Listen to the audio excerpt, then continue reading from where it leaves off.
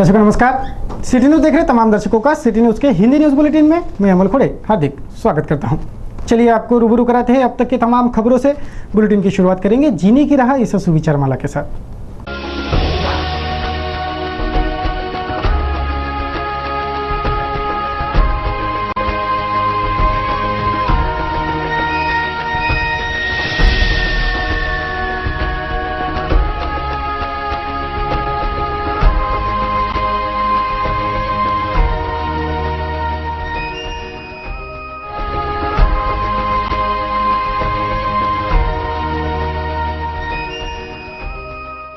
अभी आपने देखी बुलेटिन की जीने की राह या पथदर्शक सुविचार माला।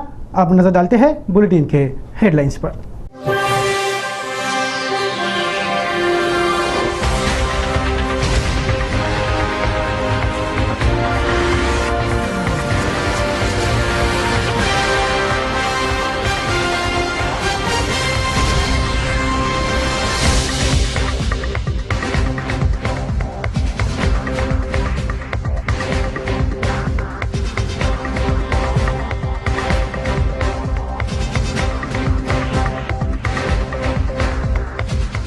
ये थी आज के बुलेटिन की हेडलाइंस। अभी एक ब्रेक के लिए रुकेंगे, ब्रेक से लौटेंगे तो देखेंगे खबरें विस्तार से।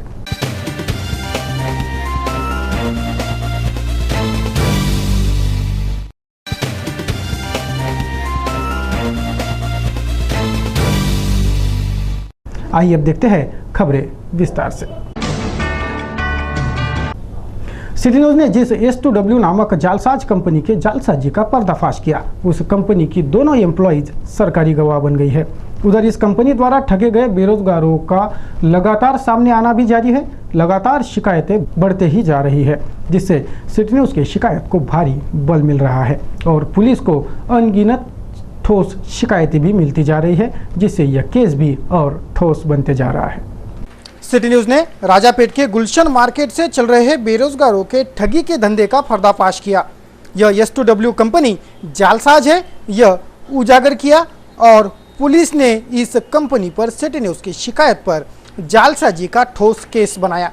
इस केस में और एक रोचक मोड़ आया है, वह यह कि यह कंपनी बड़ी ठगी कर रही है, बेरोजगारों को लूट रही है। ये बात इस जालसाज S2W कंपनी में काम करने वाली 2 एम्प्लॉइज ने भी कबूल की। सुनिए इस कंपनी में काम करने वाली एम्प्लॉइज युवतियों का इस ठगी के मामले पर क्या कहना है। तिथे मी जॉब करत होती। काही दिवसाआधी आमच्या इथे सिटी न्यूजवाले आले होते। त्यांनी आम्हाला विचारले की तुम्ही कशाचा जॉब करत आहे, कशाचं आहे हे, तर आम्ही त्यांना सांगितले, पण ते म्हणत होते की हे सगळं फ्रॉड आहे। हे आम्हाला 2 महिन्यापासून माहिती होतं, पण आम्हाला डाऊट होतं त्याच्याबद्दल, पण आम्ही असं कधी आमची सॅलरी व्हायची होती म्हणून आम्ही तिथे थांबलो होतो फक्त ऑफिस उघडून। तर आम्हाला ते करायचं नव्हतं, जॉब करायचा नव्हता, फक्त आम्ही आमच्या सॅलरीसाठी थांबलो होतो, कारण आम्ही पण आमच्या घरच्या गरीब आहे, त्याच्यामुळे आम्ही ते थांबलो होतो। आम्हाला पण तो जॉब सोडायचा होता। काही कस्टमर तर आम्ही वापससुद्धा पाठवलेले आहे तिथले, आणि हे फ्रॉड आहे हे आम्हाला हे सगळं डाऊट आला होता याच्या आधी, पण आम्ही फक्त आमच्या सॅलरीसाठी थांबलो होतो। 2 महिन्यापासून आमची सॅलरीसुद्धा इथे दिलेली नाही आहे, आणि तिथे फक्त डाऊट आला होता म्हणून आम्ही मला इथला जॉब म्हणजे सोडायचाच होता, पण त्याच्यामुळे कसं ते इथे 2 दिवसाआधी सिटी न्यूजवाले आले होते। त्यांनी खूप जास्त विचारपूस इथे केली की कशा पद्धतीचा जॉब असतो, क्या कोशाचं, म्हणजे आता कम्प्युटरचं जग आहे पण तरी हँडरायटिंगचा कसा काय जॉब राहा, सर्व प्रकारे त्यांनी विचारपूस केली होती। पण हे तर आम्हाला माहितीच होतं की हे किती झालं तरी फ्रॉड आहे, पण आम्ही फक्त आमच्या 2 महिन्यापासून जी म्हणजे सॅलरी अटकून होती त्या सॅलरीसाठी फक्त आम्ही थांबलो होतो। जे काही कस्टमर वगैरे तिथे येत होते आमच्याकडे त्यांनासुद्धा आम्ही वापस पाठवत होतो, पण आम्ही खूप गरीब घरच्या मुली आहेत, त्याच्यामुळे कसं आमची सॅलरी अटकून होती। जोही कोणता पैसा येणारा होता तिथे तो पूर्ण ते जे गणेश चोरगे यांच्या अकाउंटमध्ये पूर्ण आम्हाला ट्रान्सफर करावा लागत होता। आम्ही काही असं कोणता तिथला काही जास्त फ्रॉड केलेला नाही आहे। जोही कोणता पैसा होता, जे काही हे होतं ते सर्व त्या सरांकडे देत होतो। फक्त आम्ही तिथं ओनली जॉब करत होतो, पण हे जे काही आहे ते आमच्यावर जास्तच इतनं हे केलेलं आहे। यह उसी कंपनी की एम्प्लॉइज है जिनके कंधे पर बंदूक रख इस कंपनी ने बेरोजगारों से करोड़ों कमाए और अब उनके ठगी के धंधे को सिटी न्यूज़ ने उजागर कर रख दिया।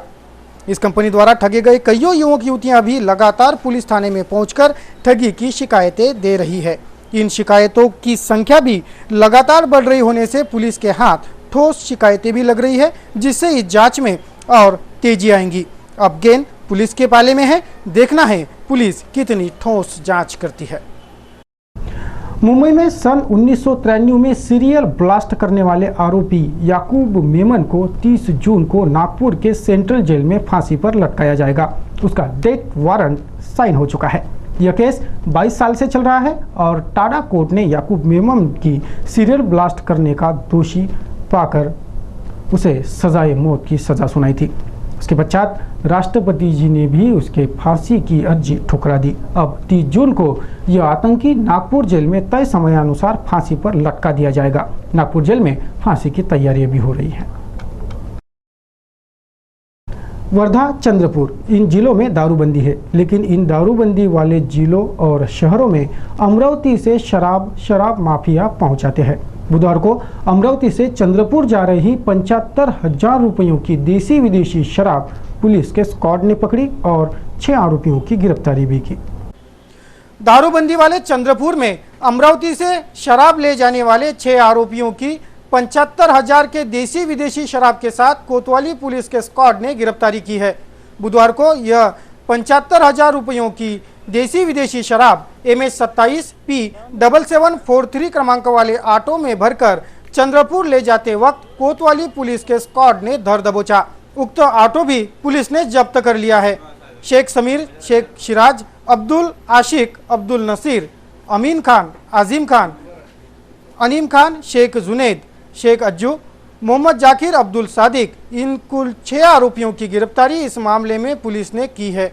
वर्धा, चंद्रपुर इन जिलों में दारूबंदी है, लेकिन इन दारूबंदी वालों जिलों शहरों में अमरावती से शराब माफिया पहुंचाते हैं। इसका खुलासा बुधवार को इस कार्रवाई से हो गया।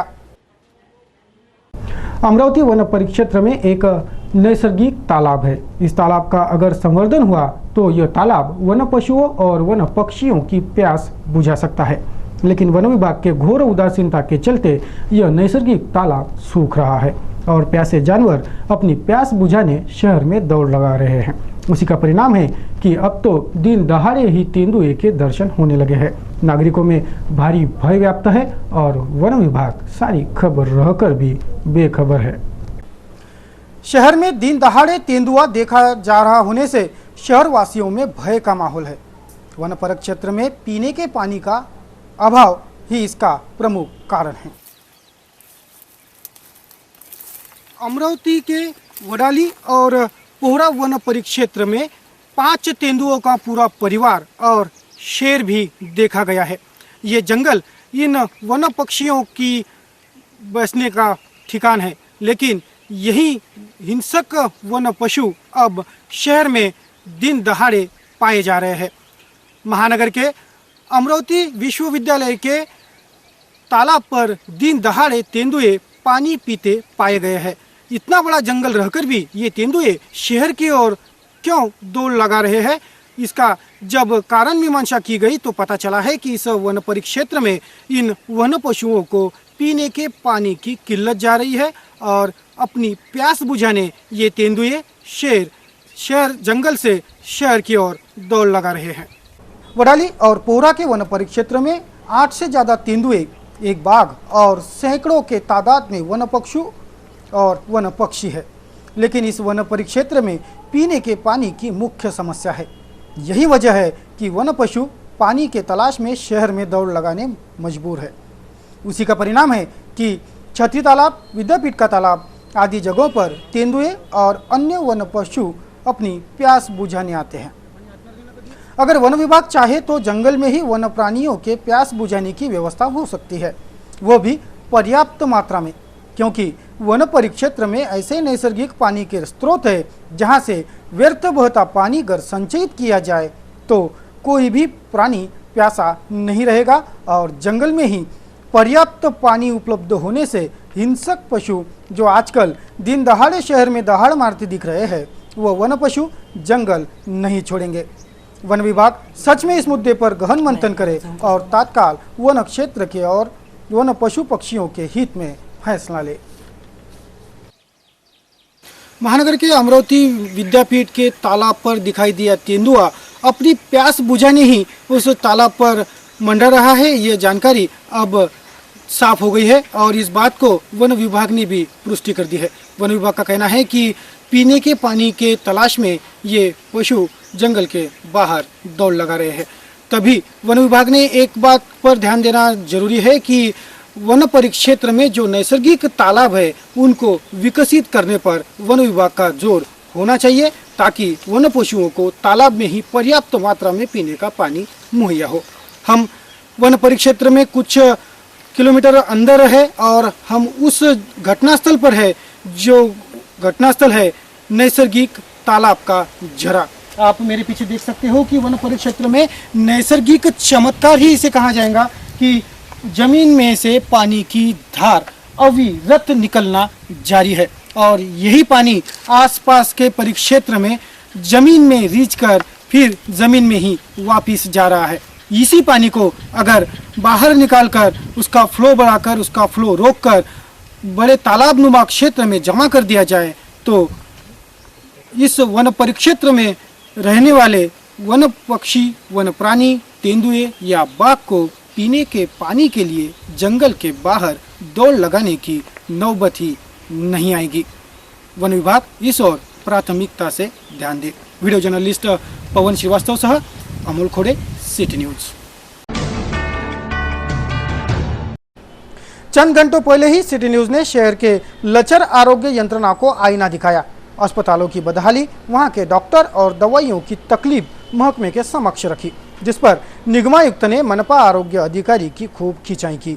डॉक्टर सोनी को इस बदहाली पर खूब फटकार पड़ी, जिसके बाद उन्होंने मनपा अस्पतालों का मुआयना किया और इस बदहाली की रिपोर्ट निगमायुक्त को सौंप उक्त बदहाली सुधारने और दवाइयां तथा डॉक्टरों की व्यवस्था के आदेश जारी किए हैं।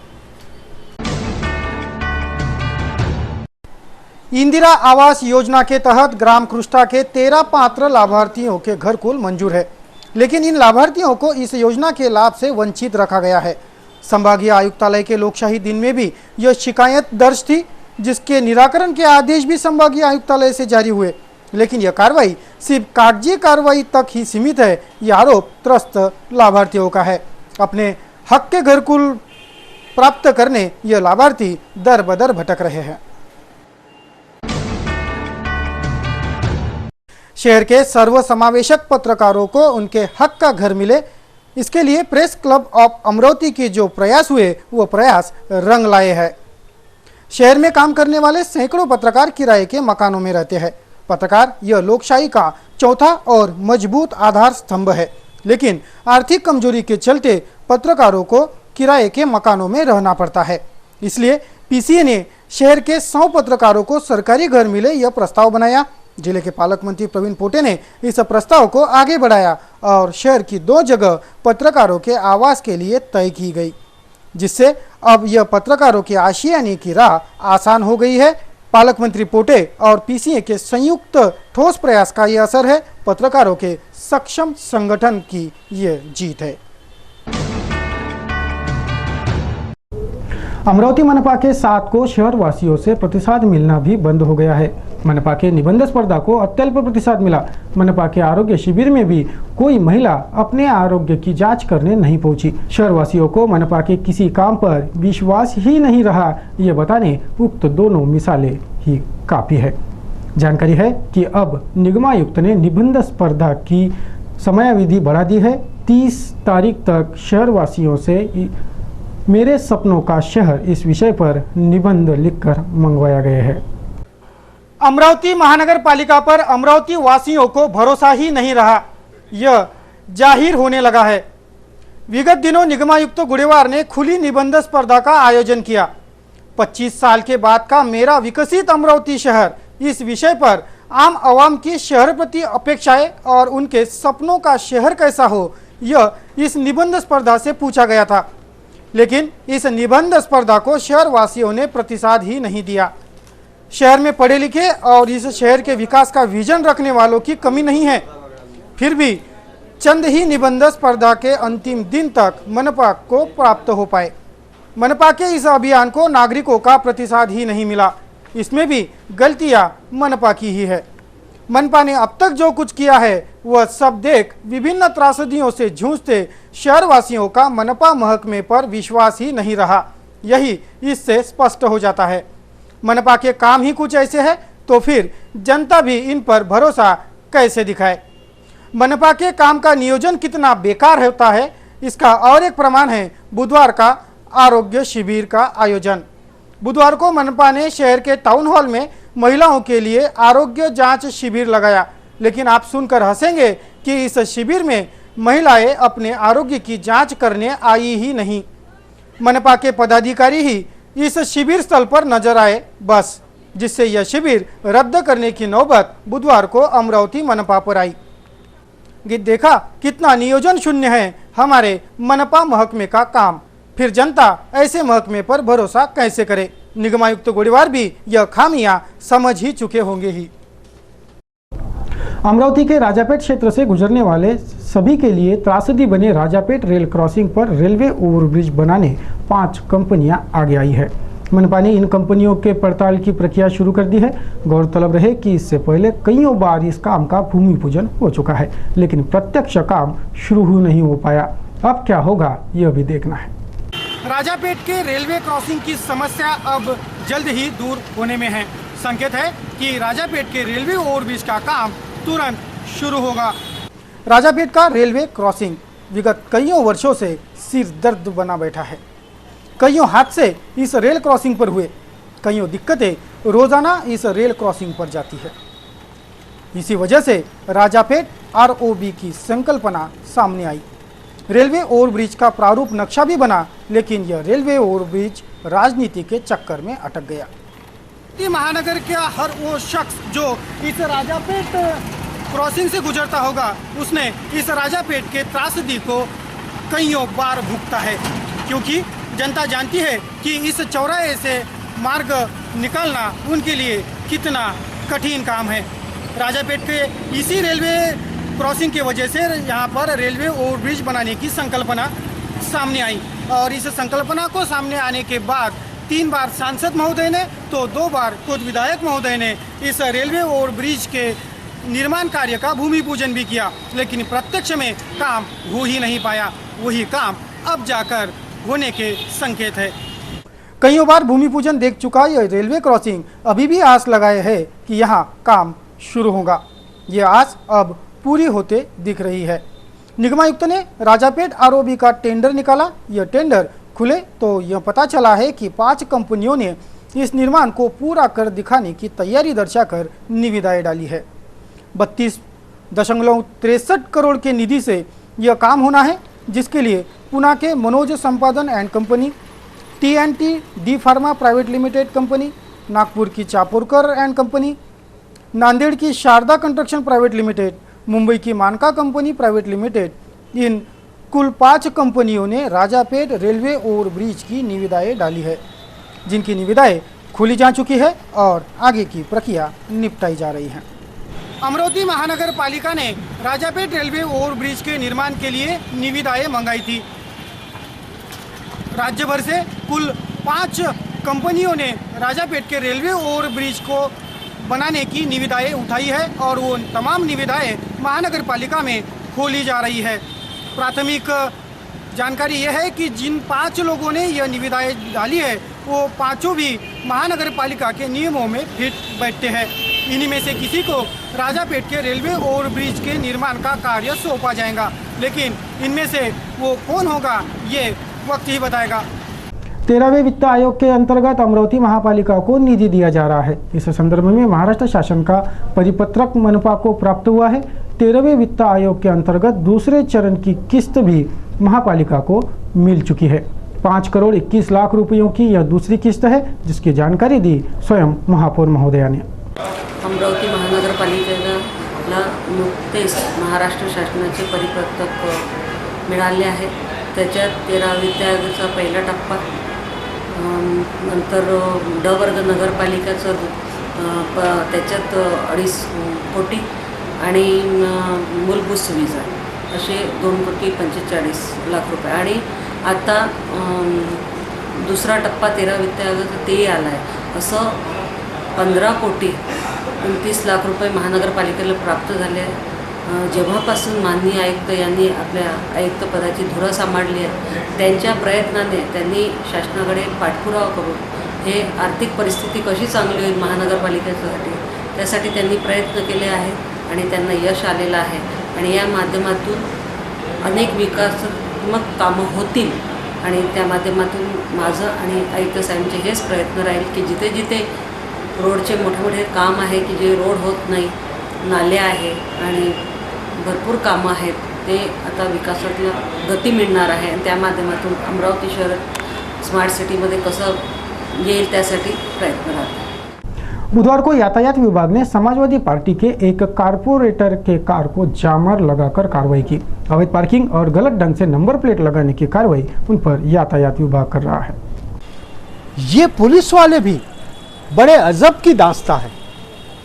अभी कुछ ही दिनों पहले भरे पूरे गांधी चौक में छोटे से बालक को कार चलाते ये बोलकर बख्श दिया कि वो उनकी पहचान वाला है, उनका रिश्तेदार है. और बुधवार की शाम जयस्तंभ चौक में महानगर पालिका के समाजवादी पक्ष के मशहूर मारूफ नगर सेवक की शानदार महिंद्रा कंपनी की वेरिटो कार क्रमांक MH27 AR 5455 को सरेआम हजारों दीदों के देखते जामर लगाकर जाम कर दिया. शायद हमारे नगर सेवक का परिवार पवित्र रमजान की खरीदी में व्यस्त था. मन माने ढंग का पार्किंग और मन माने ढंग की नंबर प्लेट लगी यह कार को पुलिस वाहन क्रमांक MH27 AA181 में ड्यूटीरत कर्मियों ने बेधड़क होकर जामर ठोक दिया. जनता के नुमाइंदे बहुमत से चुने गए नगर सेवकों की गलतियों को न बख्शने वाले कर्मियों की तारीफ करता सब नजर आए और उनकी कर्तव्य परायणता पर हर नागरिक ने पुलिस आयुक्त की जमकर तारीफ की. अब देखना है पार्किंग का दंड तो पुलिस वसूलेगी या छोड़ देगी, मगर गलत ढंग से लगाई नंबर प्लेट बाबत क्या कार्रवाई होती है ये देखने सारे नगरजन. दास्ताने अमरावती इसकी अगली कड़ी में प्रस्तुत है महानगर का नगर वाचनालय.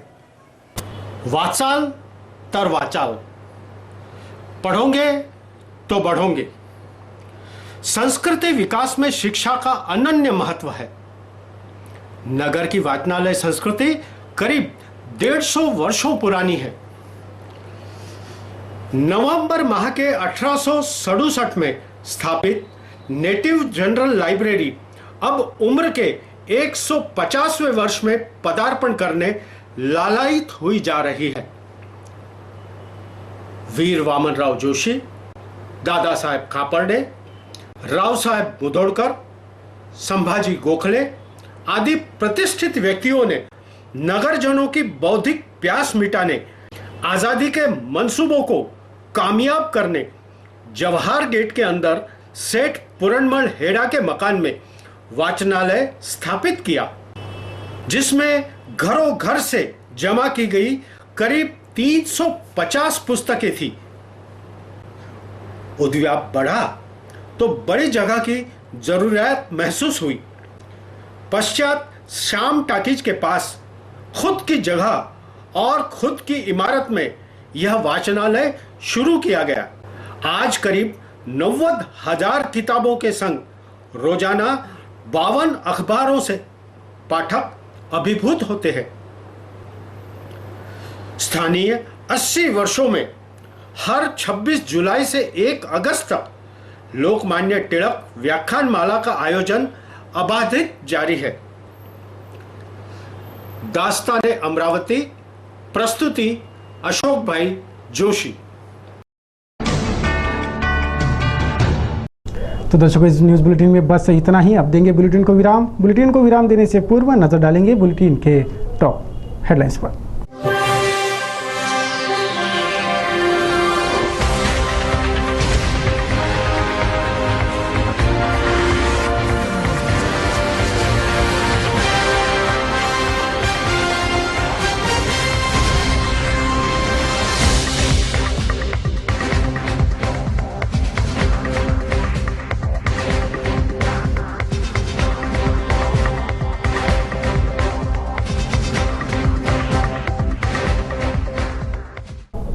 सिटी न्यूज़ के बारे में आप सभी से सुझाव एवं विचार सादर आमंत्रित है।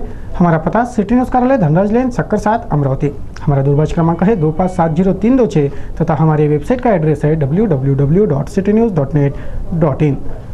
ताज़ा तरीन खबरों के लिए देखते रहिए अमरावती का number 1 news channel city news. कुछ और ताज़ा तरीन खबरों को लेकर जल्द हाजिर होते हैं, तब तक के लिए दीजिए इजाज़त। जय हिंद।